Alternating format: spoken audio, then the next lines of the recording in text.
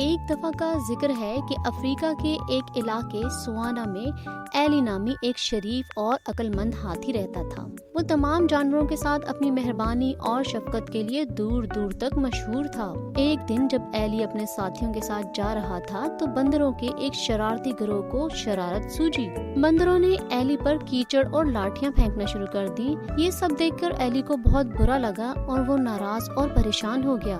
اس نے بندروں کو روکنے کے لیے زوردار آواز نکالی تاکہ وہ ڈر جائیں، لیکن بے احتیاطی میں اس سے غلطی سے ایک درخت گر گیا جس پر بہت سے پرندوں کے گھونسلے تھے اور وہ ڈر کر بکھر گئے۔ ایلی کو اپنے اس رد عمل سے ہونے والے نقصان کا بہت دکھ ہوا۔ اس نے فوری طور پر پرندوں سے معافی مانگی تو پرندوں نے بھی اسے معاف کر دیا۔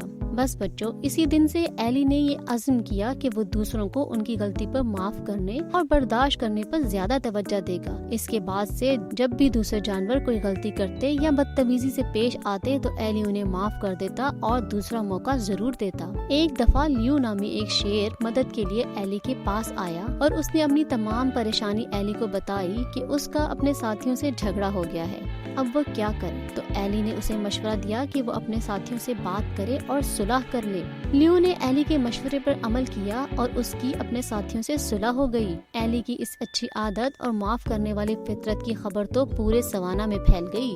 دور دور سے جانور اس سے مشورہ لینے آتے اور ایلی ان کی مدد کرتا۔ یہ سب دیکھ کر ایک دن ان شرارتی بندروں کو بھی اپنی غلطی کا احساس ہو گیا جنہوں نے ایلی کو تنگ کیا تھا، اور انہوں نے ایلی سے معافی مانگی جس پر ایلی نے انہیں فوراً معاف کر دیا۔ جس کے بعد ایلی اور وہ بندر وفادار دوست بن گئے۔ تو بچوں، ایلی سے ہم سب نے یہ سبق سیکھا کہ جب کوئی غلطی ہو جاتی ہے تو اسے مان کر فوراً اس پر معافی مانگ لینی چاہیے، اور اگر کوئی آپ کو تنگ کرے اور اس کے بعد اسے اپنی غلطی کا احساس ہو جائے اور وہ آپ سے معافی مانگے تو آپ کو بھی اسے معاف کر دینا چاہیے، کیونکہ اللہ کو معاف کرنے والے لوگ پسند ہیں۔